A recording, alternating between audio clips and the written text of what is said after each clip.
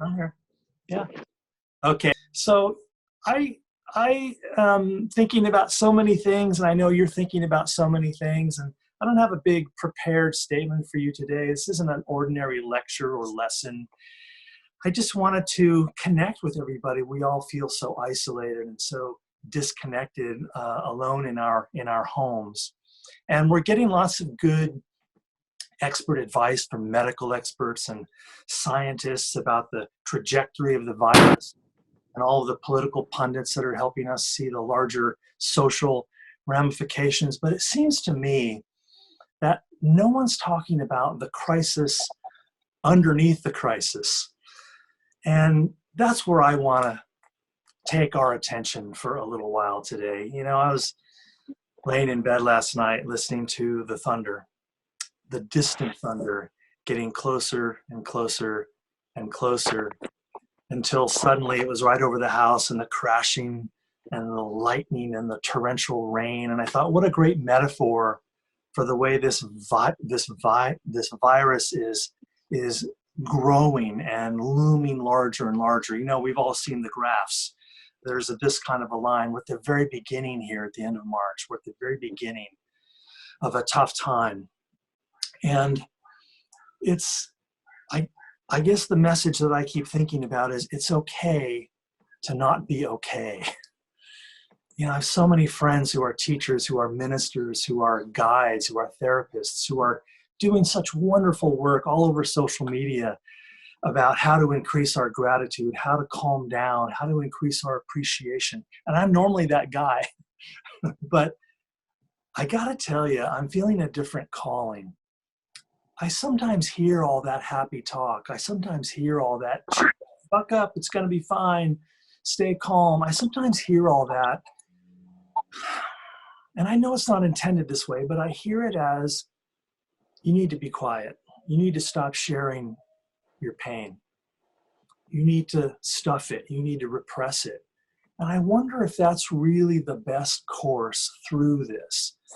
You know, I try to meditate every day, and it's been difficult lately. I was talking on Facebook with someone about that this morning, one of my former meditation students. When I sit down to do my meditation in the morning, man, it is not going well. My mind is a fire hose of fear and concern and worry, not just for myself, of course, but for everyone. So many people are losing so much. But something that's been coming up out of my meditation is, again, that message that it's okay to not be okay, that there is a time for sadness and fear. Look, a lot of people are losing their livelihoods, their businesses, their homes, their lives. And anxiety is the proper response.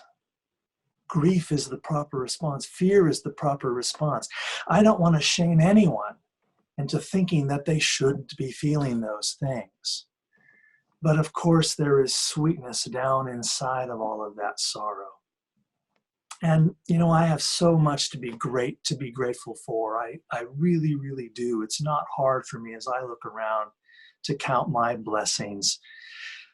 I'm healthy. I have a home. I have an amazing best friend, my wife, Lori, who is here with me. We're not in this alone. And both of us are so fortunate to be able to work from home, to be able to be here at home, still earning a living and connecting with our students and our clients and making the connection, the continuity real.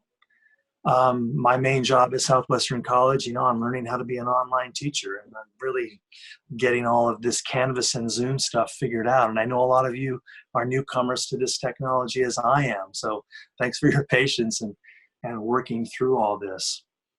But in the middle of all of this challenge, there is something amazing happening too. And I can't help but be in awe and in wonder at the silence of the world.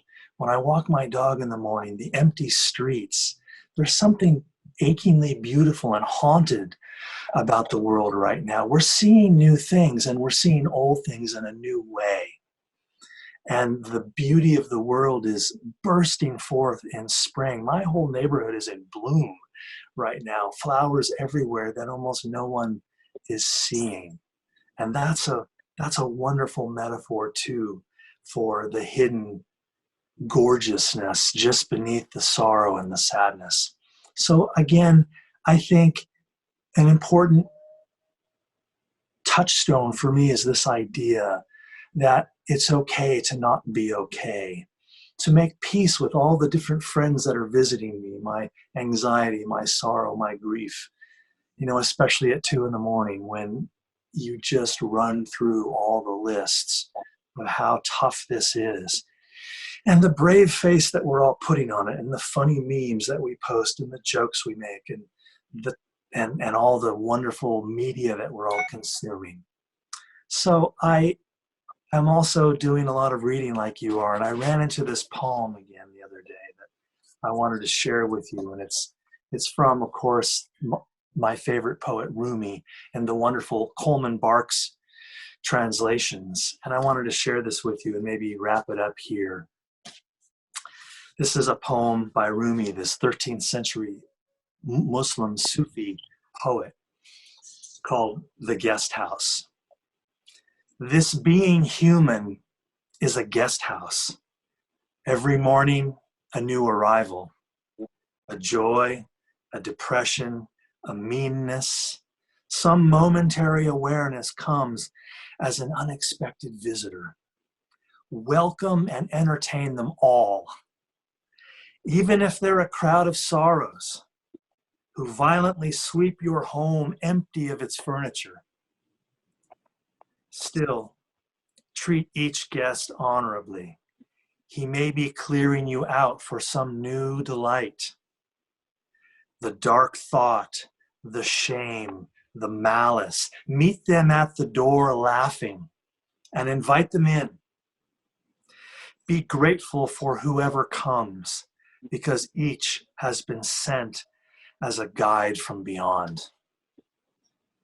Rumi is one of those guys that's just plugged in. I'll take his metaphor further. When these sorrows and these griefs and these fears come, not only invite them in, but set them up in the guest room, in a bed with clean sheets. Put a vase on the nightstand by the bed with a flower from your garden. Make friends with all of these visitors. The less we resist and push against even our dark thoughts, the less power they have. I find that so keenly out of my own meditation practice. Beneath the darkness is a stillness. It doesn't make the fear go away, but it gives me new heart and new eyes with which to encounter that fear. So I think it's okay to not be okay. And that's what I want to leave you with this morning. When we gather here next Friday, same time at 10 a.m., and we'll have some of the Zoom kind of kinks worked out a little bit better, I want to think about a different topic. I want to think about war stories. So maybe this week you can think about, what have you learned from your family's war stories, your friends' war stories, literal or figurative? How have those we loved moved through times of great loss and struggle?